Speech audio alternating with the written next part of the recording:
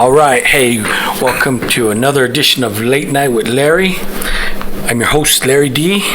I'm here with my co-host, Vince. Vince, give him a shout out. Hey, everybody. Welcome back. We're here in the new and improved Larry D Studios. That's right. We're going live on YouTube now, so that's why we have the camera set up and we're rolling. But before we get started tonight, we just want to invite you to hit that subscribe button.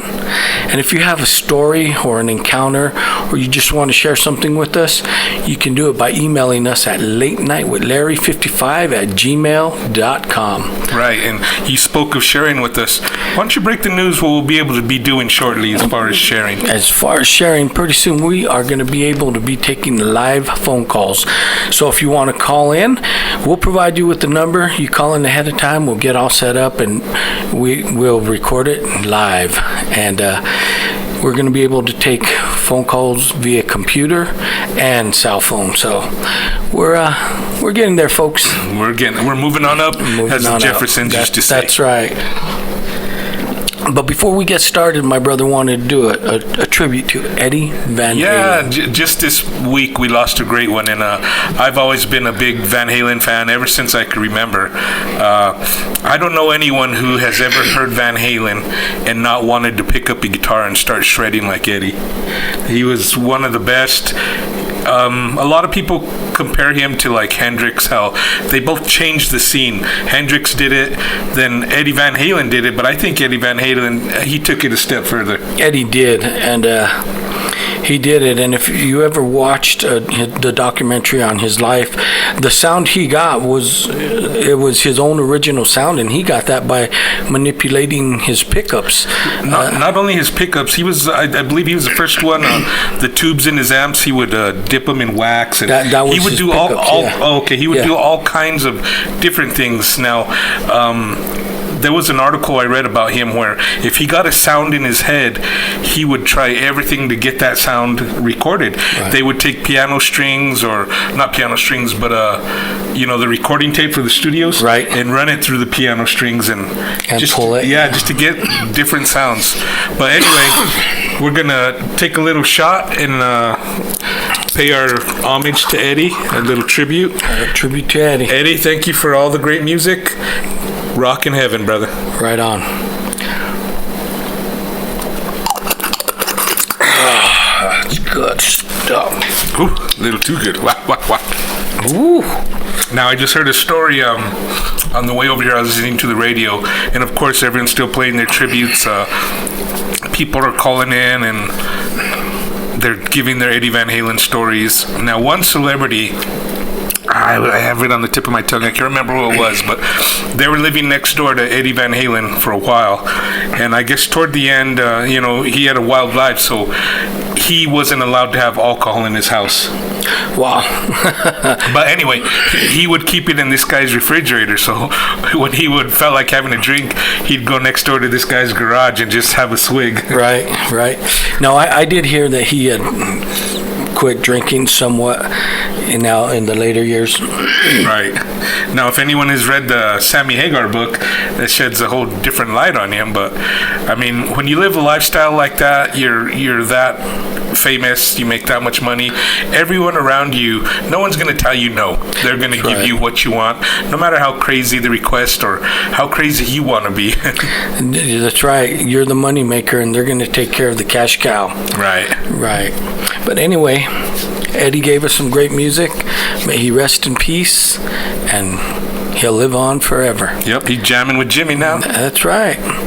So tonight, we figured we would just talk about a couple of things. If you listen to our last episode, it was about a dog ghost, a ghost dog that we still can't explain what happened, and that was interesting. So I was watching something today, and they were talking about Dogman. Now I thought, well, could have this been a dogman? I don't know. I know here in New Mexico we have many sightings of Bigfoot. Right. But I don't think we've ever had a sighting of a dogman. No. The only sightings I've ever heard of the Dogman is, I think they're more to the east of the country. Right. Now, from what I understand, they're relatively the same size as a Sasquatch, but a lot of people describe them, the face as being more doggish. They got these razor sharp teeth, and supposedly they have claws also. Right.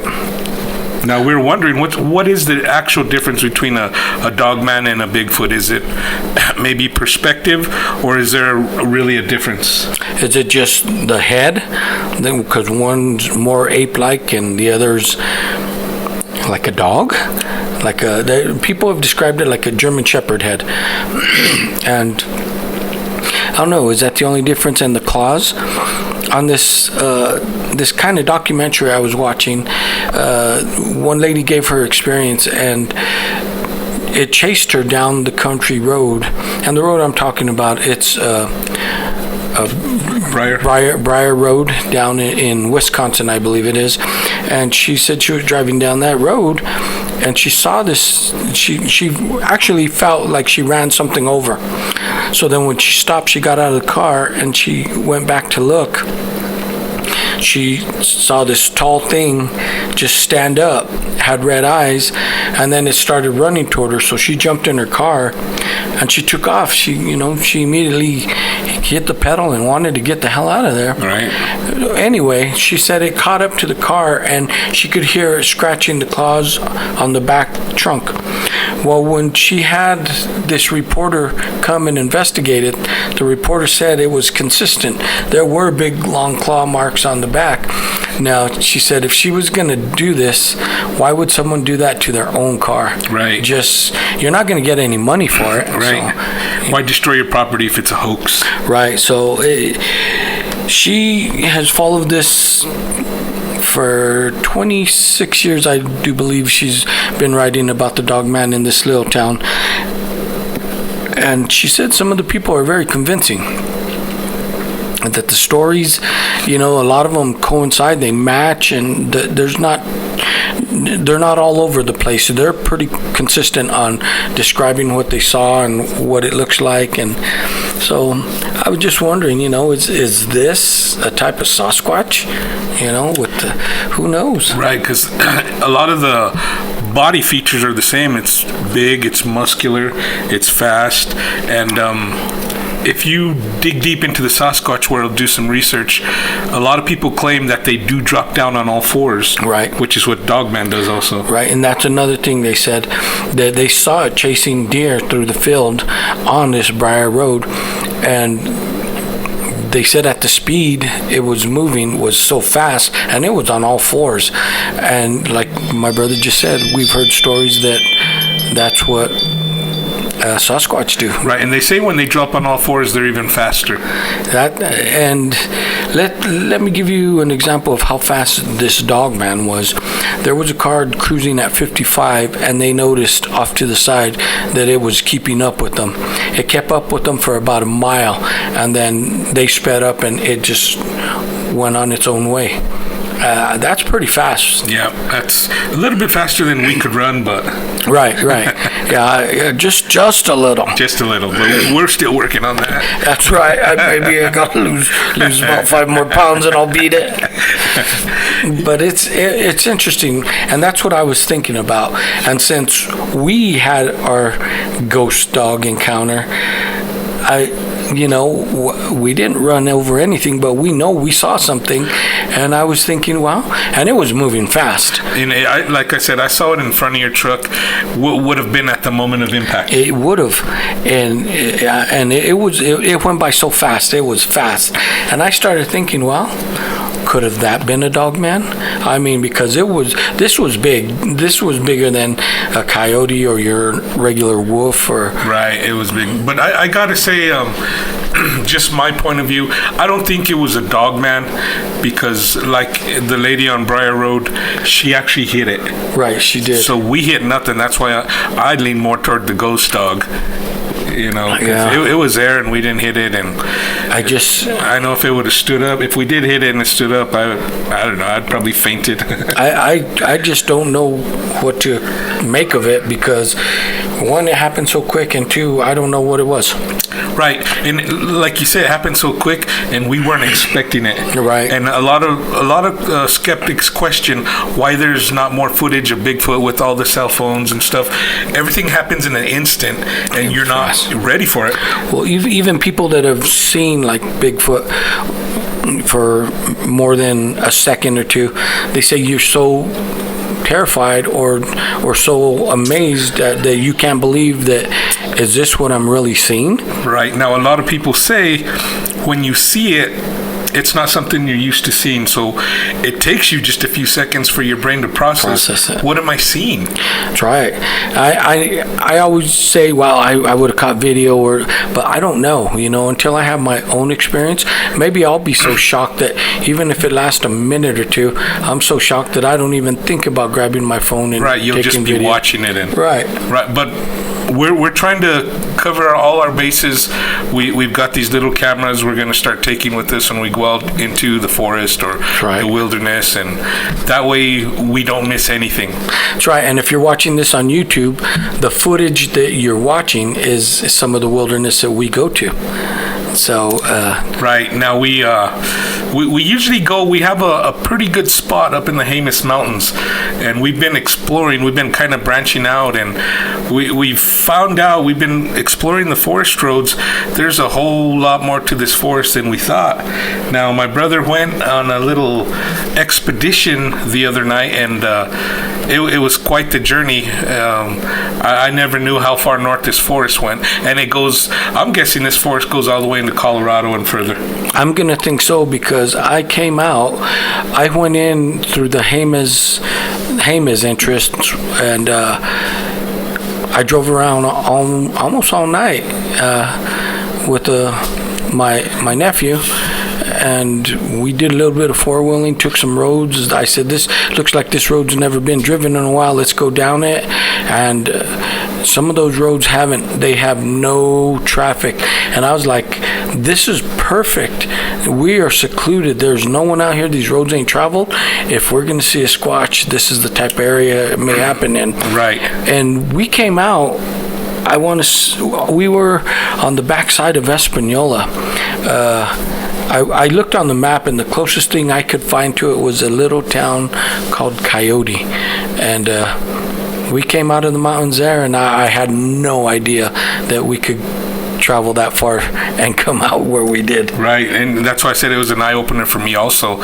So that explains why sometimes when we go to our spot, it's kind of quiet because they have just so much area to roam. But I do believe they frequent our area because where we go, there's a game trail. It's the game trails, it's used regularly, you could tell, and it goes right to a lake. Right, and not only the lake, 3 miles up from the lake, there's a fish hatchery. And I do believe that they it's easy picking at the fish hatchery. And not only that, the lake, there's water all over the Jemez where they could drink, but the thing is, there's a lot of deer and elk that go drink at the lake. Definitely. And just like when I took my nephew out with me, he's never really seen any wildlife, but he saw elk, he saw deer, he saw a pack of wild turkeys, he saw quail, he saw a fox, he saw a coyote. In one night, he saw more wildlife just cruising around than he ever has. So the two things that are still on his list is a bear and a squatch. Well, we could help him hopefully with both of those. Right, and I agree. Now, that's funny you mentioned that because your nephew, he's from California. He's a city boy. Right. That's why he hasn't seen a lot of wildlife. Right. Well, he's from Albuquerque. He's from here, but he moved to California. Right, but still city boy. Yes. And a lot of the skeptics that we come across are city folk who never step foot in the forest, but yet they want to say Sasquatch does not exist. Right. Now, how can you say that if you've not went and done your own research, your own proof. How can you say either way, actually? Yeah, no, if you want to see, just take a trip out to the forest. And I'm not talking just the regular campground. Get off the road and off the beaten path. Off the beaten path and drive some of these rough country roads that you got to drive 5-10 miles an hour on.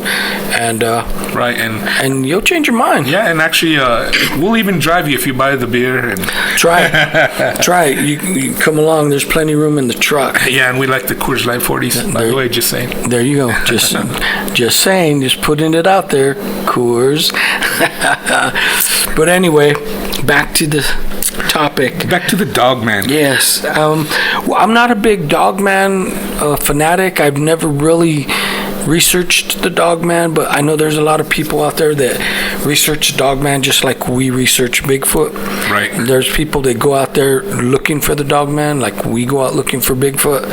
And I was just curious if any of you out there know what distinguishes a Bigfoot from a Dogman. I gave the email at the beginning. Right. Shoot me an email. I mean, I'm genuinely interested. And if you've seen one, if you've seen a Dogman and a Sasquatch, and you could clarify it even more, man, let us know. Yeah, and especially if you or somebody you know has been on this Briar Road, we'd like to know more about that. Right, it was interesting. And now I know the Dogman's been seen not only in Briar Road, but it was interesting how they connected Briar Road with a lot of satanic cults in the three surrounding counties that had a lot of activity. And some people think that, the Dogman, it's demonic and it stems from some of these satanic cults. They really touched base on that. They believe that this thing it's demonic, it's satanic. Now, is there something to that, or is that just a lack of knowledge? And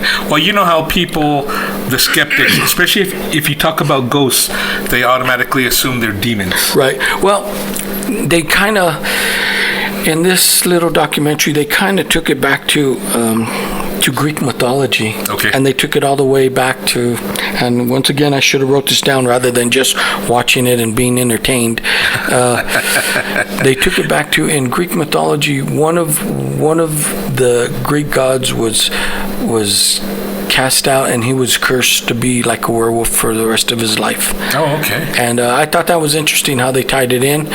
But then they talked to this reporter and several other people, and they're like, there's a lot of satanic cults. They're like, some kids prank and go out and just do crazy things, and to get attention. Right. But they did say that there were a lot of serious, like, grown adults that have professional jobs that meet in these covens in the wood and practice, Satanism for real, and witchcraft. Or yeah, and it don't even have to be evil, because Wiccans, they worship the earth. Right. Well, they're not evil, but people may see them out there doing their rituals, and they may perceive it as evil because it's not what they do or what they know. That's right. Now, I'm not going to say one way or the other. You be the judge. You have your own morals. I'm just stating the facts of what I've heard, and that's why they think that every time that they're out there practicing witchcraft, that the Dogmen come around. And what was interesting is there's a certain farm and the piece of land that they say that's where the Dogman lives. Now, there was a retired teacher who bought this property, and his farmers, the surrounding farmers around him, said, the Dogman lives on your property. And he was like, what?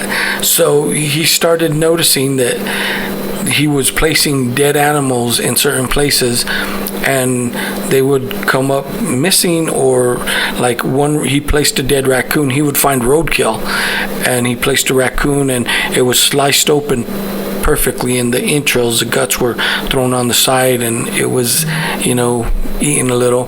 He placed a badger, which the badger weighed 25 pounds, and it was moved, and he placed a deer, a 60-pound deer that had been hit by a car. And now he said, once he placed the deer, he said, too many things, this is not just coincidence. He placed some cameras. Well, the footage he caught on his camera was like a mist that came over the deer, and when the mist left, the deer was gone. It wasn't a picture of a Dogman, it was a mist. And they also said that, there's a lot of UFO sightings there. Now, don't ask me why when someone sees a Bigfoot or a Dogman, UFOs tie into it. Yeah, now, let's cut back 5-10 years ago. We weren't really, Bigfoot has always caught our interest, but we weren't really researching it. We just heard stories or we've seen the movies. And when we started researching, that's when I found the UFO theories that are connected with Bigfoot. And I'm like, really, people? I mean, now the Dogman thing, but the more you research it, you gotta take those into account for everything, because there's so much that we don't understand. Right, and I can't tell you why there's that connection when they see a Dogman or a Sasquatch that now they see a UFO. Right. I just can't tell you. Now, in our experiences out in the Jemez, we've seen some things where to me, they're a UFO. We lay there. There's no light pollution up in the mountains. No. We see these things flying around. They change direction. They hover. It's strange, It is. But I'm not connecting that with Bigfoot, because usually we haven't had anything on the same night. No, and that's kind of why I find it hard to tie it, because yes, we've seen UFOs, and believe it or not, I have to call it a UFO because the way it moved through the sky was nothing that our conventional aircraft can do, unless the military does have some really, really high-tech aircraft. Right. Now, we're not saying aliens, this and that, no. And all UFO is something that we can't identify. And this thing was moving through the air fast, stopped, the way it maneuvered, I have to call it a UFO. And then zip back in the opposite direction. Right. I can't explain it, so to me, that's a UFO. Now, I mean, we're both military guys. I've never seen anything like that. But, no. I mean, even if we did, we couldn't tell you. And, that's right. And I've seen it out there more than once. Right. One time we were out there and his daughter was with us, and she pointed out, she said, look at that, see how it's moving? And it was moving like toward the moon and back out, toward the moon and back out. But it was close enough where the naked eye could see it, but far enough to where it's not a plane because it made no sound. We couldn't hear it. Right, there's no sound, and all you're seeing is the reflection of the sunlight off it, because it is in outer space. That's right. So, but back to the connection, I can't tell you why, but I was just intrigued today after watching that. I'm like, okay, so we have Sasquatch, we have the Dogman, there's so many paranormal things out there that we don't know about that, but these are my two biggest interests, because to me they seem like the same type of creature. They're both big, right. They're both fast, they're both muscular, and they're both terrifying. Now, let's backtrack a few episodes when we talked about the Bigfoot in Alaska. Now, some people over there, the eyewitnesses, say they have claws. Well, okay. Whereas people who've seen Bigfoot down closer to our region say they have like human hands, they have our kind of fingernails, blocky teeth. But up there they say claws and fang, and canines, distinctive canines. So, do you see where I'm going? That's why I want to know what the distinction is. By region they change. Well, I mean, is it a type of evolution in this creature, or? Yeah, well, they say you change to fit your environment. And I agree. I agree, because, and I'm just, no offense to anyone, but like here in the Southwest, don't ask me why. I think I know why. We're smaller than like a lot of people on the East Coast. For some reason, when I was in the military, they were all. I'm like, damn, what do they put in the water out here? They're all tall, 6 feet. Yeah, big guys. Big guys. Yeah, they're big. And I come home and I'm like, oh, all you people are my size. Right. It's yeah. I noticed that too. But watching this documentary, I could say that she acquired some footage from NASA that shows that in the United States we have certain spots where there's lower gravity than other places, and there again, in these places where there's lower gravity, there's a lot of sightings and a lot of UFO activity, and New Mexico was one of them. We were dead spot. There were 3 areas where there's a lot of UFO activity, but we fall into that NASA picture of lower gravity. Right. The gravitational pull here is not as strong as it is in other parts of the country. And I was saying, is that why we're smaller? Because if there's stronger gravity, you got to grow bigger, you know. Right. I don't know how that works, but you know that you're right. It could be a contributing factor to why we're a little different. Well, and I say that because they were talking about the dinosaurs got as big as they did because oxygen was thicker and gravity was stronger. Oh, okay. So that's why I'm putting that gravity thing in there. So, and maybe why the Bigfoot that's spotted out here is 8-9 feet tall, but the Bigfoot in other places where stronger gravitational pull, they're like 10, 12 feet tall. So Alaska, for instance. So yeah, so that's a good theory. So we may have opened a whole new can of worms. We just try and tie it all together, and we hope you ride along with us because to me, it's not just talking about it, it's like really studying the subject, right. Learning as much as you can about it. Right, and we really do research this. Now, if you were to catch us off our podcast or off camera, off tape, this is really what we talk about. All the time. We're not as proper. There's a lot of F-bombs and this and that. But, that's right. Yeah, but this is our passion. We thirst for knowledge on the subject, not only the Bigfoot, just cryptids in general, ghosts, UFOs, the unexplained. There's so much more to this universe that we want to know. Yeah. And we're only scratching the surface. And the more we do research, another rock unturned, and we're like, wow, did you know this? Did you know that? It is. This is, once you start looking at this subject, you're going to go down so many rabbit holes, right, that you're not going to know if it's truth, if it's just a bunch of bull, right, or should I just leave it alone? Right, and that's the beauty of the internet, is because there's a lot of information sharing. We get to take advantage of other people's research, and that's why we do a podcast, so people can listen and see what we've come up with. You know, we're not professionals by any means. No. We're more of a field researcher, learn on the fly. That's right.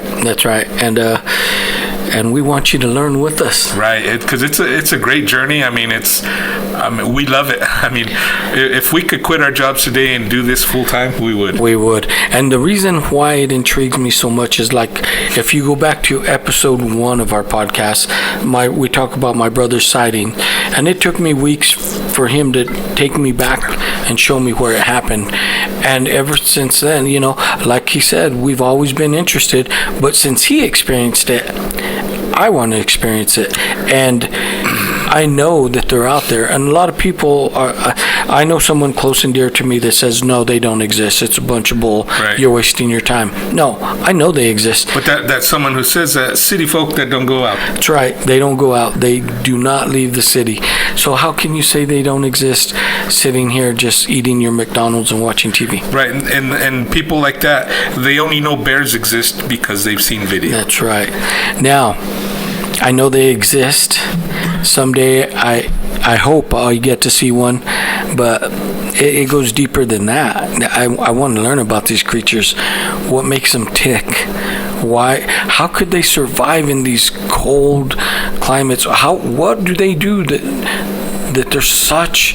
They're kings of the forest. They are kings of the forest. They survive in the winter, in the summer, and they procreate. People have seen them with the babies, with the juveniles, and in packs, 2, 3, 4 at a time. Right. Now, that I've had this conversation with other people.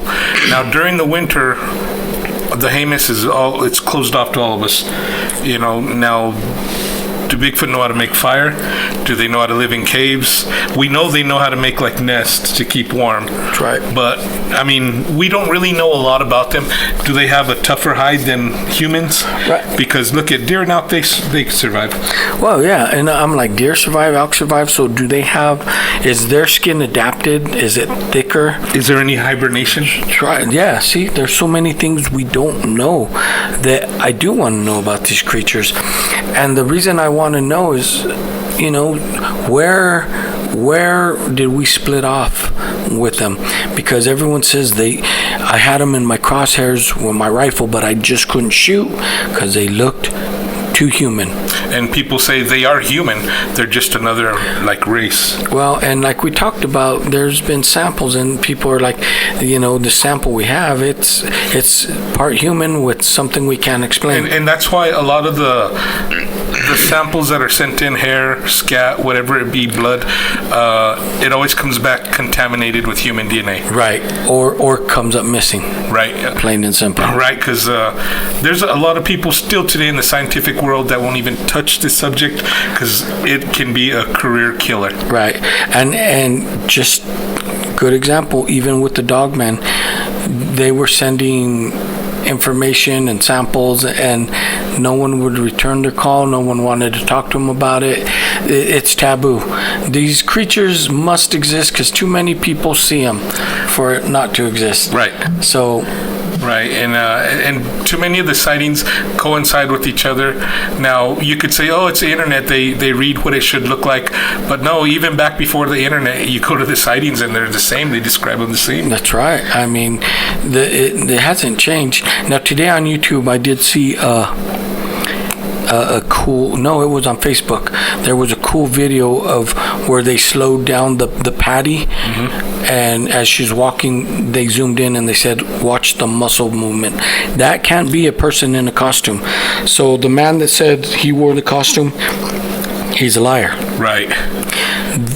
That's definitive muscle shapes, movement. You see the whole muscle as it moves. Right. I was like, wow. Now, just to touch on this real quick, I don't want to get off subject too much, but I seen a video, and it was from Greenwave, Mr. What's his name? Davis. MK Davis. MK Davis. Now, there was a video supposedly shot before the Patty walk scene. Now, a lot of people focused on her, I believe it's her right thigh.